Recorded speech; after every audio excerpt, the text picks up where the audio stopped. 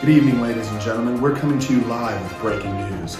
Under Armour has opened the vault. And for the first time since 2016, this MVP is being released. Hey guys, it's Blue from Blue Shoes, and we're here today with another sneaker review. Now I know what you're thinking. What came out of the vault for the first time since 2016? You might say, what's in the box? What's in the box? But I'm here to tell you. Dun, dun, dun.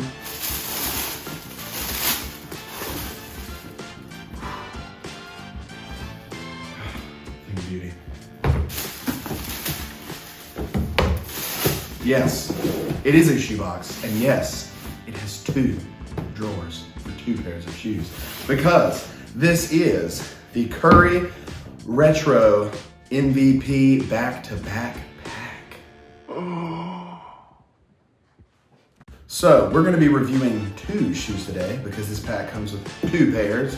One pair of Curry 1s from the first year that he won an MVP in the NBA.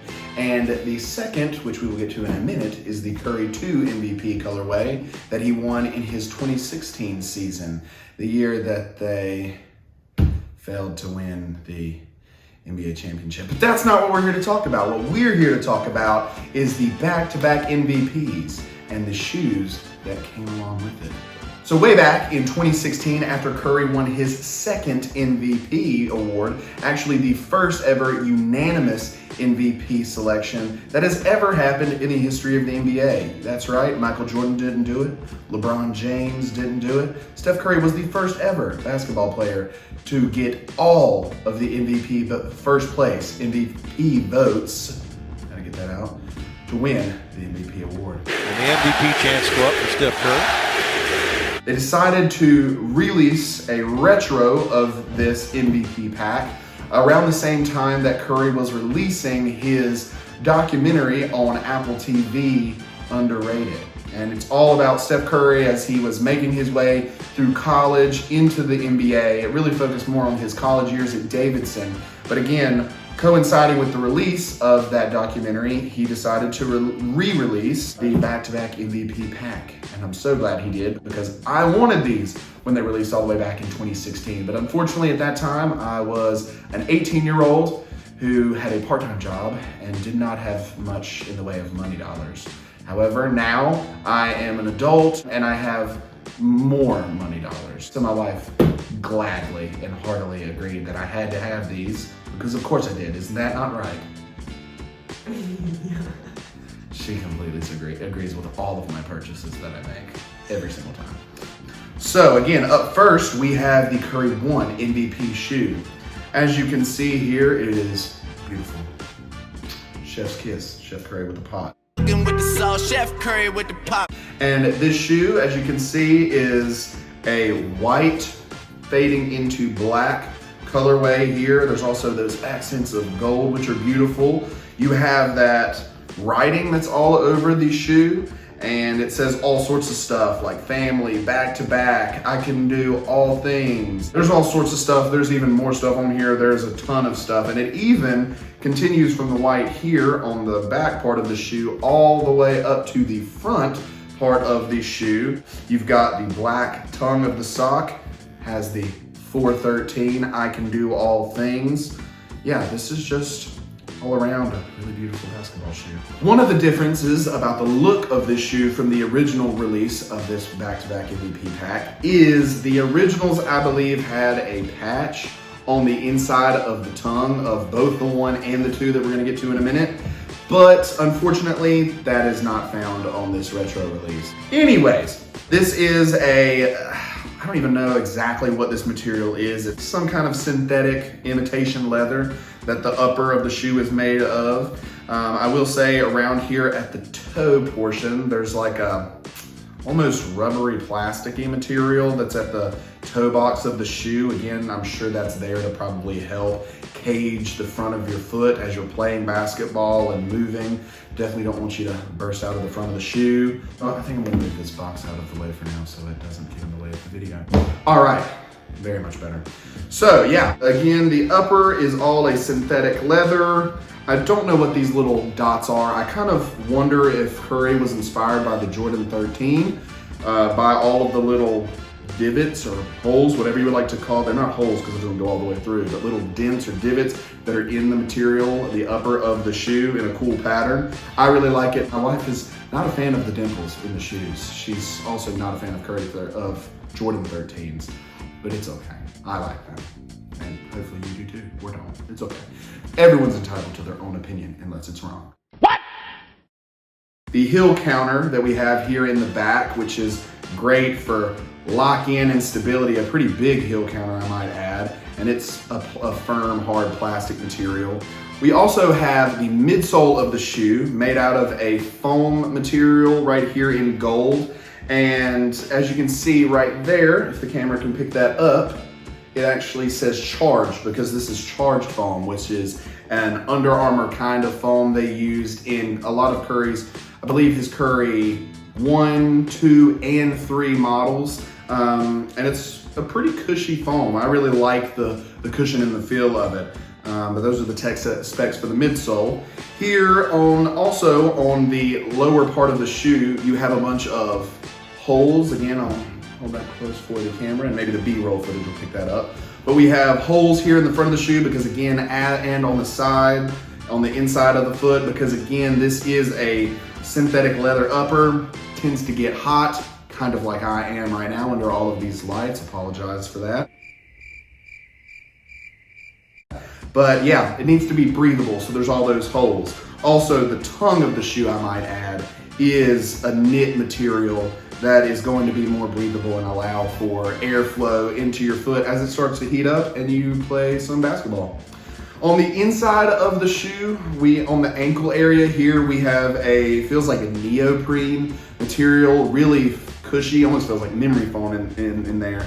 It's pretty soft. There are some pads in there that would go around kind of where your ankles are. They're not anything crazy. There's not really anything going on in the Achilles area. That would kind of be nice if there were, but there is cushion and it is pretty comfortable, I would say. Now moving on to the outsole of the Curry 1, you have this pretty standard rubber basketball outsole material. You have some really nice traction here on the bottom. The Curry 1s were pretty darn grippy, if I do say so myself. A lot of Curry's earlier models, the grip of the rubber was really nice with this kind of almost herringbone traction that you have. Now let's get to the fit and comfort of this shoe. I think the fit and comfort is pretty nice. The inside of the shoe is a pretty standard foam insole, nothing crazy, but it's soft and cushy. Over time, it will kind of squish down and become maybe a little less comfortable. Like I said earlier, the charged foam that's in the midsole of the shoe does provide some cushion. Curry always prefers a bit more court feel in a lot of his shoe models, so it's not going to be the most cushiony basketball shoe you would ever wear, but I find it pretty comfortable. One thing I will say is some of the Curry 1 models, I'm not really sure why, made a very bad leather sound when you walk. Like, sounds like those shoes in the SpongeBob episode where it's like rant, rant, rant, rant.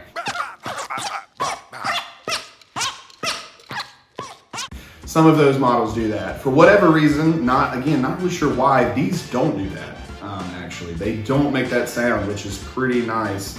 Just a little aside I thought I might add in there. I will say if you have really wide feet, like me, if you get to the toe box area, it can squish just a little bit. It's not bad at all, but if you have really wide feet, you would have to go up a half a size more than you normally would.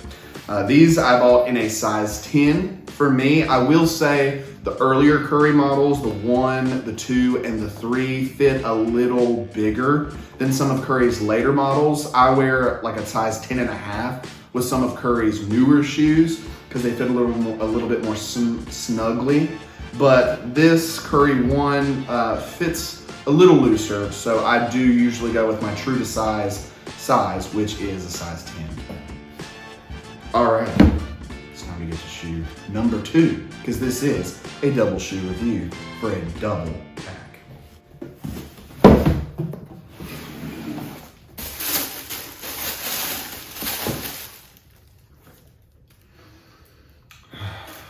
shoe glue.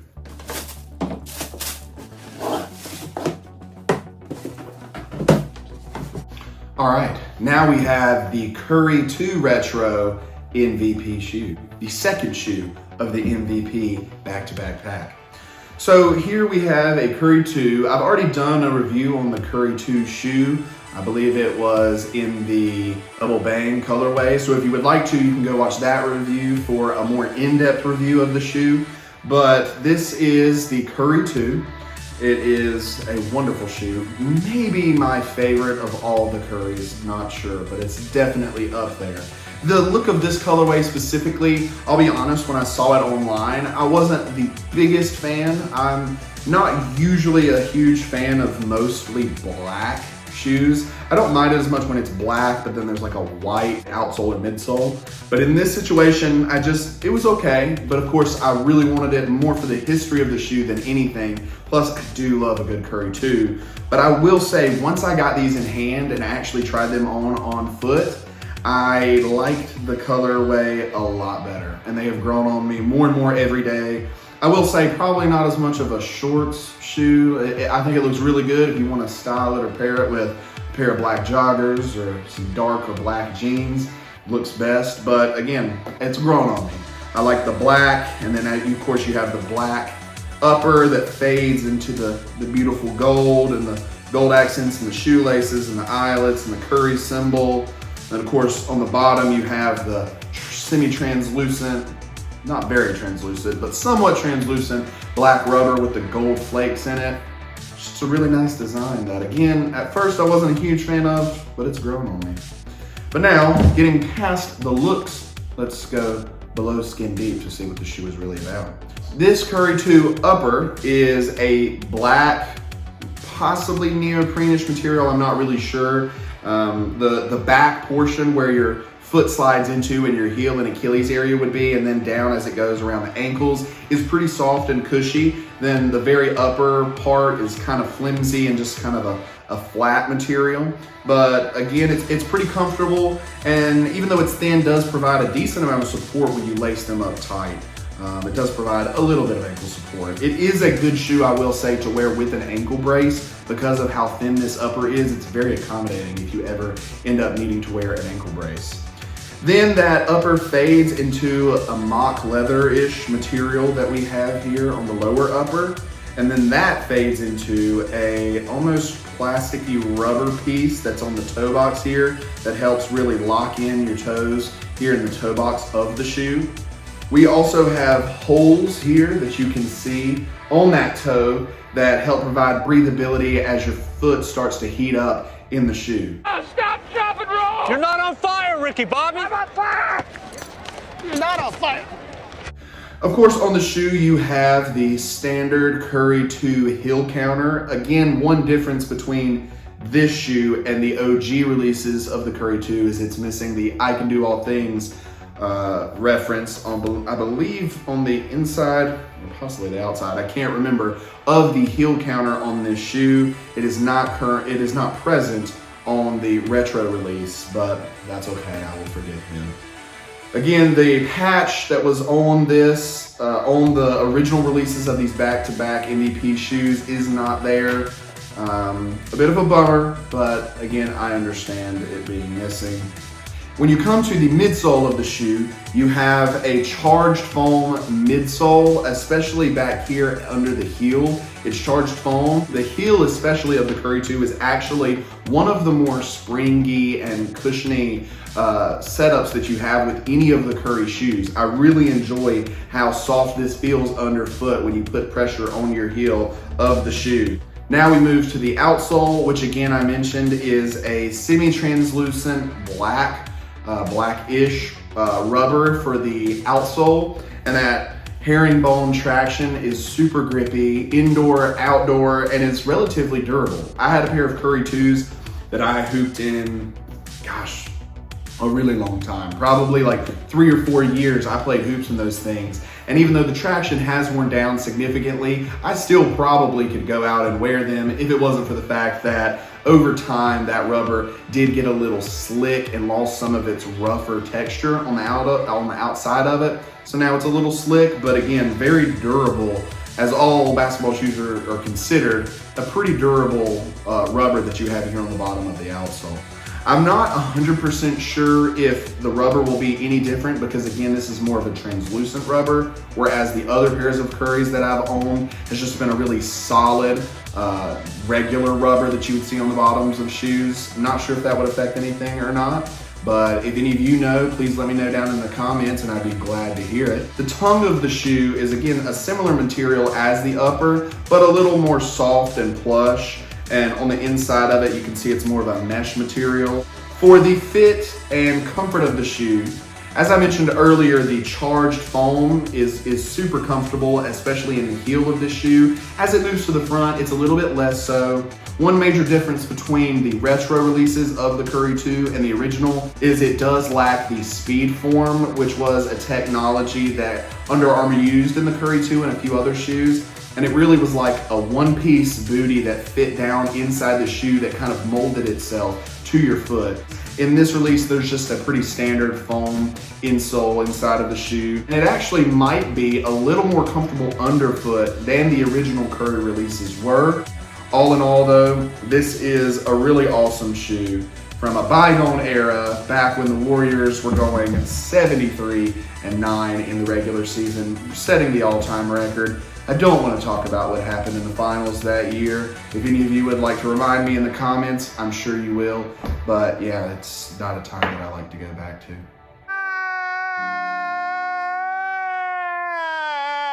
But of course, before we end this video, I would like to bring out both pairs of shoes. And then I want to ask the wife's opinion on what she thinks of these. So, which do you like better between the two, first off? The Curry one. So you like the Curry ones. Why do you like the Curry ones better? I like those because the gold is treated more of an accent color than the main colors. I like how it's like a pop. I also like the writing on the high top part. It reminds me of Skull for some reason, but I really like that. All right, very nice. Yeah, I definitely think I agree with her. I think I like the one of the, I think I like this colorway better than the two, but I like both. As far as the shoe model, which do you like better, excluding the colorway, just the shoe? Still the ones. Oh, still the ones, even with the dimples. Yeah, I think this is good. The only thing I like about the twos is that they have glitter on the bottom. My favorite Curry model. She doesn't even love it. That's okay. I understand. These are a couple of my favorite models. I think I like the two better as a rule, but this colorway, I definitely like these better.